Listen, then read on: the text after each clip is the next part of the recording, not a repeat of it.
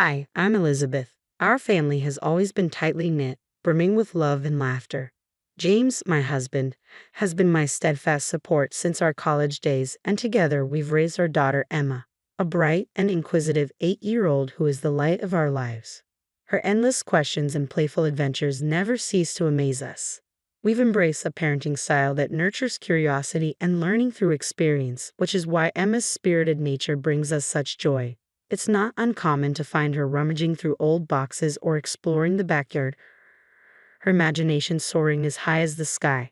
In contrast, my relationship with my mother-in-law, Carol, has always been somewhat strained yet manageable. She has a stern disposition, something James warned me about early in our marriage. Despite her strict demeanor, I never viewed Carol as a threat. I saw her more as a product of her upbringing, tough around the edges. One sunny afternoon, we decided to visit Carol at her home. She had been living alone since James' father passed away, and though she'd never admit it, I could sense that she enjoyed our company, especially Emma's. As we drove over, the car was filled with Emma's excited chatter about showing Carol a bird's nest she found in our garden. "Mommy, do you think she's ever seen a blue egg before?" Emma chirped from the back seat. "I bet she has, but she'll love hearing all about it from you," I replied, glancing at James, who shared a warm smile with me through the rearview mirror. Upon arriving at Carol's, the atmosphere was warm and inviting. The faint scent of cinnamon wafted through the air, and a gentle classical melody played in the background. Carol greeted us at the door with a stiff smile, stepping aside to let us in. Come in, come in. It's so good to see you all," she said, her tone formal, but softened by her hidden affection for Emma. As the afternoon progressed, James and I helped Carol with some chores while Emma played quietly in the living room. I was in the kitchen, organizing some groceries we had brought for Carol, when the peaceful ambience shattered. "Emma, what do you think you're doing?" Carol's sharp voice pierced the calm, causing James and me to exchange worried glances. My heart raced as I rushed into the living room, only to find a scene I could never have anticipated. Carol loomed over a cowering Emma, her face twisted in anger. "What's going on here?" I demanded, stepping protectively between Carol and my daughter, my voice firm yet striving for calm. "Your daughter was stealing from me," Carol exclaimed, brandishing a few crumpled bills, her eyes blazing with fury. "It was just lying there, Mommy. I was going to play shop with it." Emma's small voice trembled, her innocent explanation breaking my heart.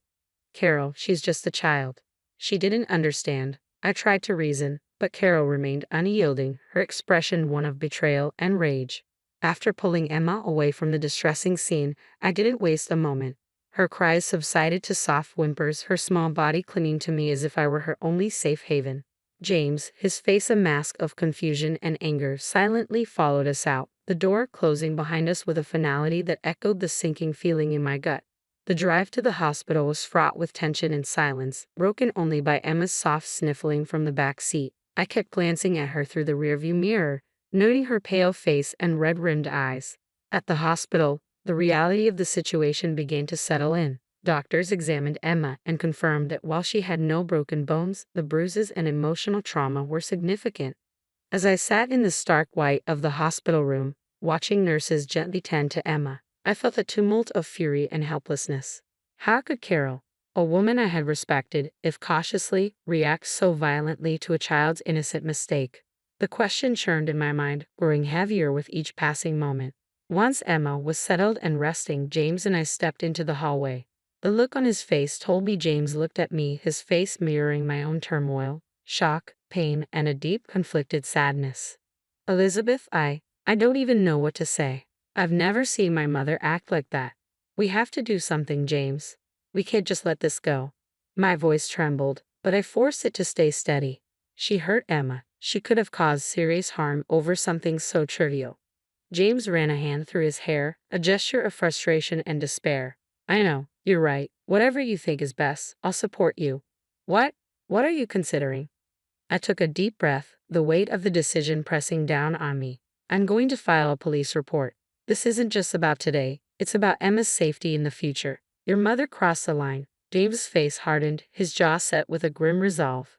"Do it. I'll stand by you. Emma comes first. And for now, I think we need to cut ties with my mother until we can understand why this happened and make sure it never does again." With his support, I called the police from the hospital. Speaking to an officer felt surreal, like I was recounting a nightmare that couldn't possibly be my reality.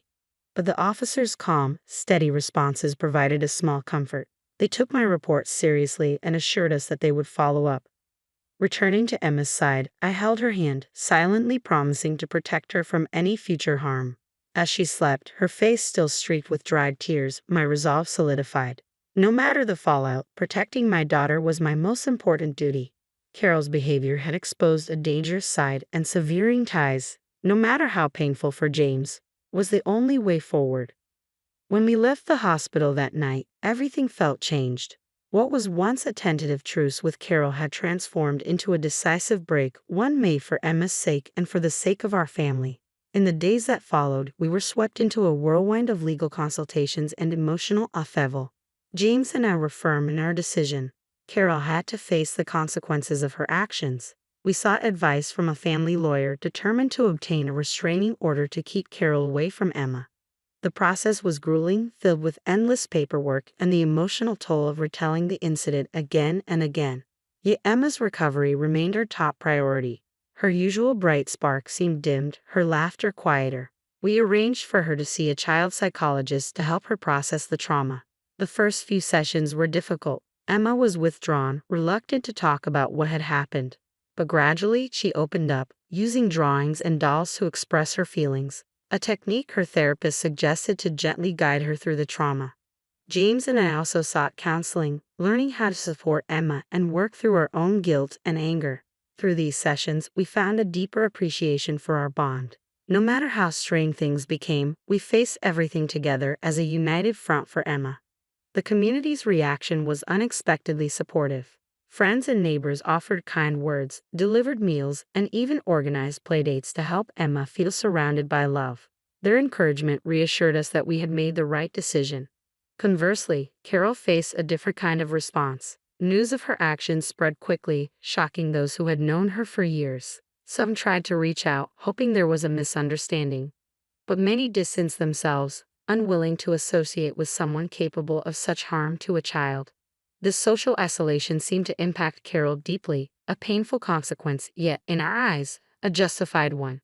As Emma began to regain her cheerful spirit, James and I focused on reinforcing our home as a place of safety and love. We updated security measures, talked openly with Emma about emotions and safety, and spent more quality time together as a family. Weekend outings, movie nights, and cooking together became our rituals to reclaim the peace that had been disrupted.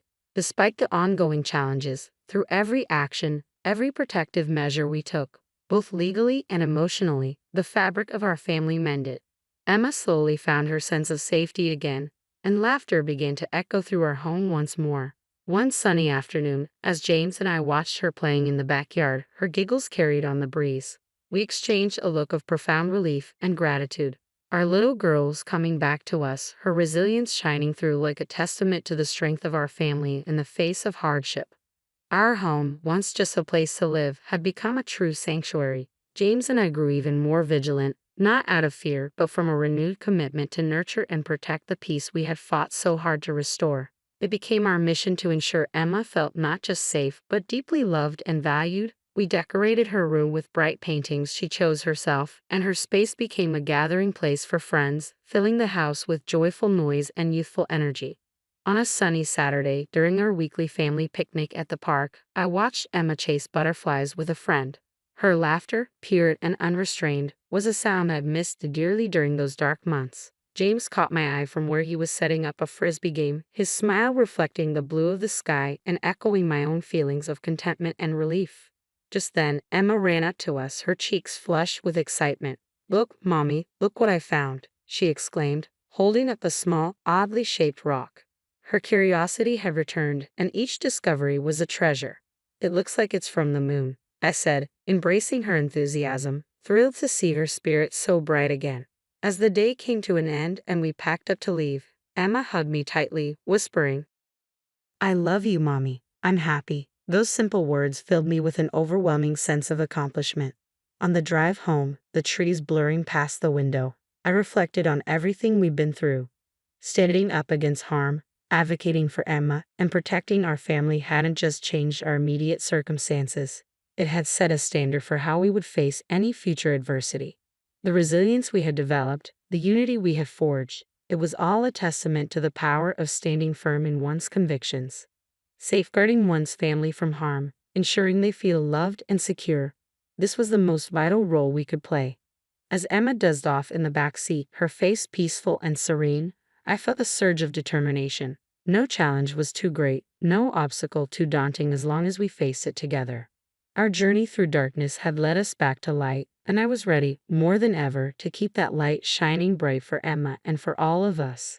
This wasn't just recovery, it was a new beginning, a reaffirmation of what truly mattered: love, safety, and the unbreakable bond of family.